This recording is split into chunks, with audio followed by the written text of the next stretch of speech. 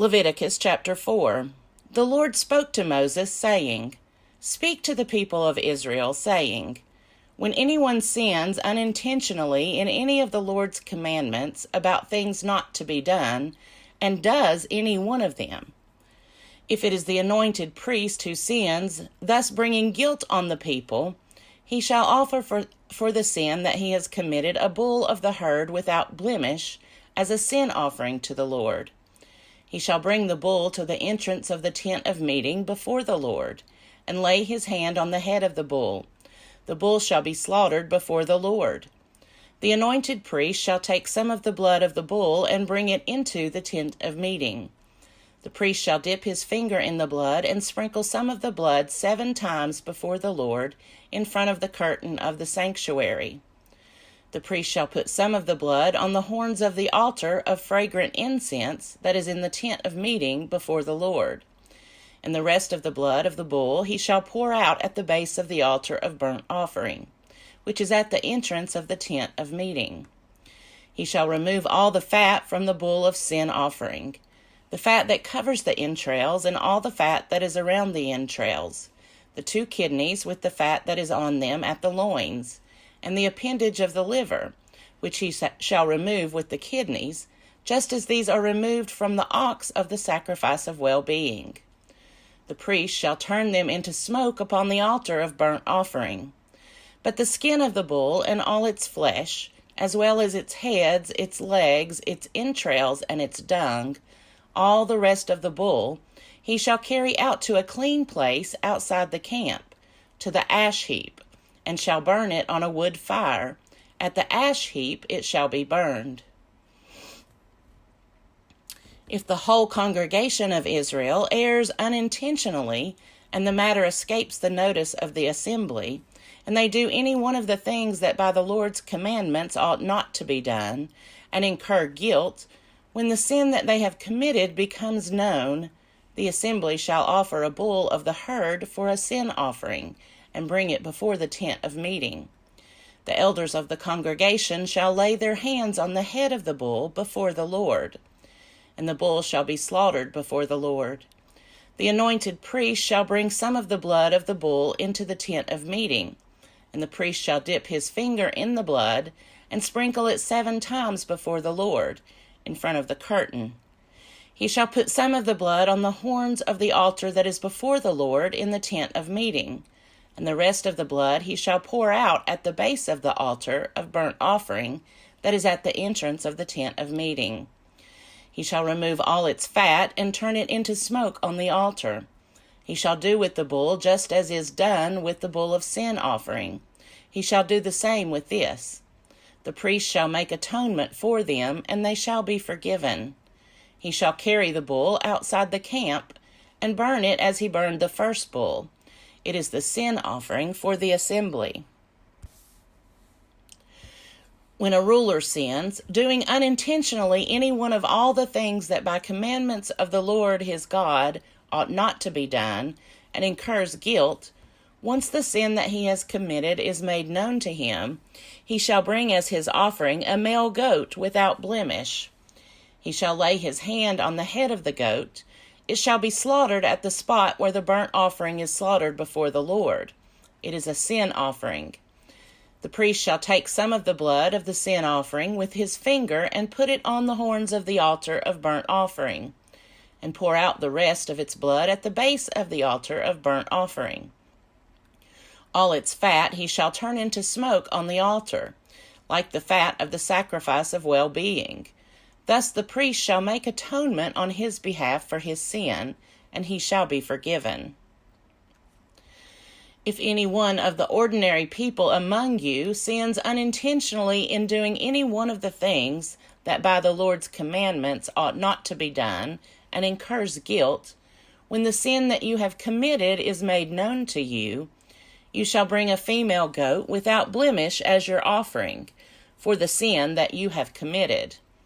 You shall lay your hand on the head of the sin offering, and the sin offering shall be slaughtered at the place of the burnt offering. The priest shall take some of its blood with his finger and put it on the horns of the altar of burnt offering, and he shall pour out the rest of its blood at the base of the altar. He shall remove all its fat, as the fat is removed from the offering of well-being. And the priest shall turn it into smoke on the altar for a pleasing odor to the Lord. Thus the priest shall make atonement on your behalf, and you shall be forgiven. If the offering you bring as a sin offering is a sheep, you shall bring a female without blemish. You shall lay your hand on the head of the sin offering, and it shall be slaughtered as a sin offering at the spot where the burnt offering is slaughtered. The priest shall take some of the blood of the sin offering with his finger, and put it on the horns of the altar of burnt offering, and pour out the rest of its blood at the base of the altar. You shall remove all its fat, as the fat of the sheep is removed from the sacrifice of well-being, and the priest shall turn it into smoke on the altar, with the offerings by fire to the Lord.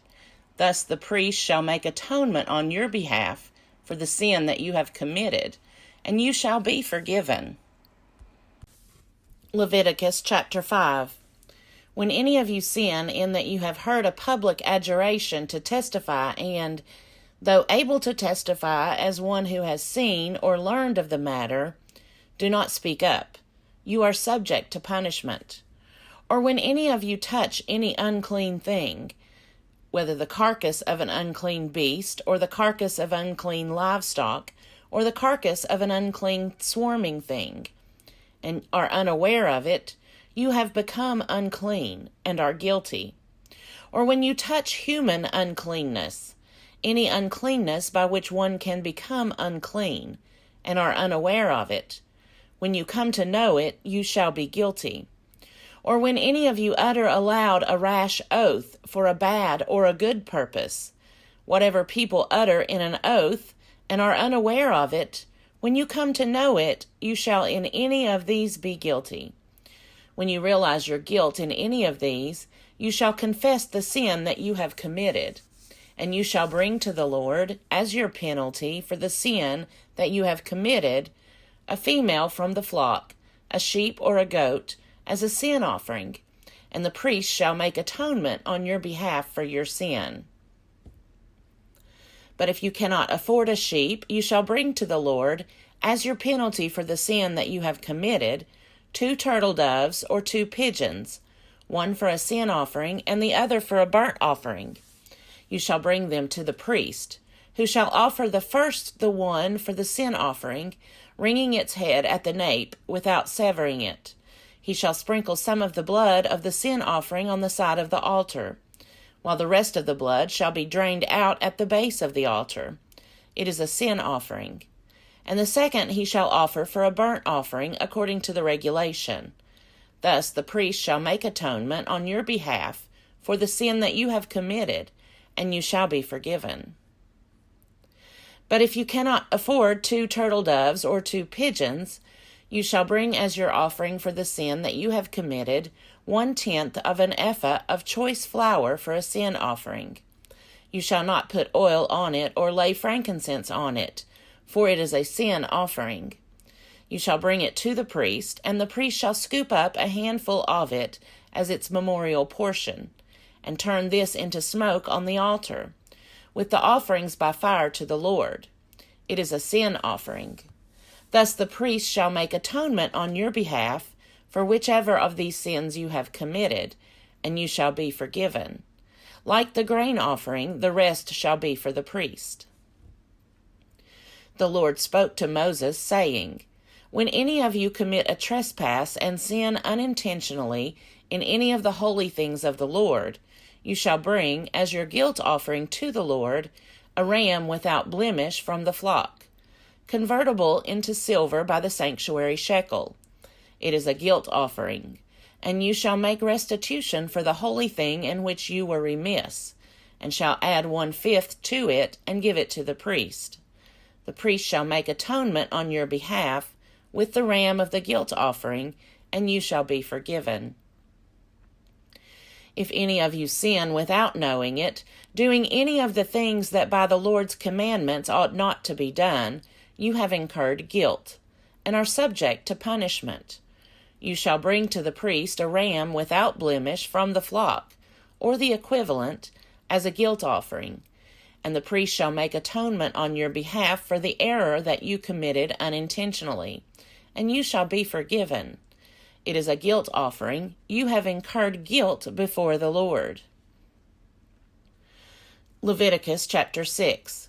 The Lord spoke to Moses, saying, When any of you sin and commit a trespass against the Lord by deceiving a neighbor in a matter of a deposit or a pledge, or by robbery, or if you have defrauded a neighbor, or have found something lost and lied about it, if you swear falsely regarding any of the various things that one may do, and sin thereby, when you have sinned and realize your guilt, and would restore what you took by robbery or by fraud, or the deposit that was committed to you, or the lost thing that you found, or anything else about which you have sworn falsely, you shall repay the principal amount, and shall add 1/5 to it. You shall pay it to its owner when you realize your guilt. And you shall bring to the priest, as your guilt offering to the Lord, a ram without blemish from the flock, or its equivalent, for a guilt offering. The priest shall make atonement on your behalf before the Lord. And you shall be forgiven for any of the things that one may do and incur guilt thereby. The Lord spoke to Moses, saying, Command Aaron and his sons, saying, This is the ritual of the burnt offering. The burnt offering itself shall remain on the hearth upon the altar all night until the morning, while the fire on the altar shall be kept burning. The priest shall put on his linen vestments after putting on his linen undergarments next to his body, and he shall take up the ashes to which the fire has reduced the burnt offering on the altar, and place them beside the altar. Then he shall take off his vestments and put on other garments, and carry the ashes out to a clean place outside the camp. The fire on the altar shall be kept burning. It shall not go out. Every morning the priest shall add wood to it, lay out the burnt offering on it, and turn into smoke the fat pieces of the offerings of well-being. A perpetual fire shall be kept burning on the altar. It shall not go out.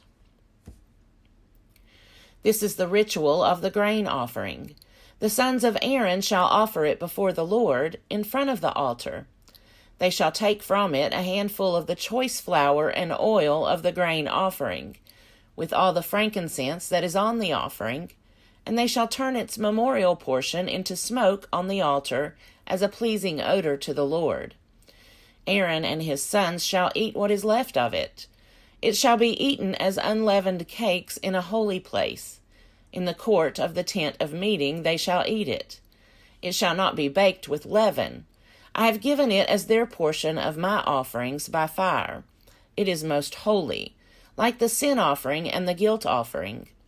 Every male among the descendants of Aaron shall eat of it, as their perpetual due throughout your generations, from the Lord's offerings by fire. Anything that touches them shall become holy. The Lord spoke to Moses, saying, This is the offering that Aaron and his sons shall offer to the Lord on the day when he is anointed. 1/10 of an ephah of choice flour as a regular offering, half of it in the morning and half in the evening. It shall be made with oil on a griddle. You shall bring it well soaked as a grain offering of baked pieces, and you shall present it as a pleasing odor to the Lord. And so the priest, anointed from among Aaron's descendants as a successor, shall prepare it. It is the Lord's, a perpetual due, to be turned entirely into smoke. Every grain offering of a priest shall be wholly burned. It shall not be eaten. The Lord spoke to Moses, saying, Speak to Aaron and his sons, saying, This is the ritual of the sin offering. The sin offering shall be slaughtered before the Lord at the spot where the burnt offering is slaughtered. It is most holy. The priest who offers it as a sin offering shall eat of it. It shall be eaten in a holy place, in the court of the tent of meeting. Whatever touches its flesh shall become holy, and when any of its blood is spattered on a garment, you shall wash the bespattered part in a holy place. An earthen vessel in which it was boiled shall be broken. But if it is boiled in a bronze vessel, that shall be scoured and rinsed in water. Every male among the priests shall eat of it. It is most holy.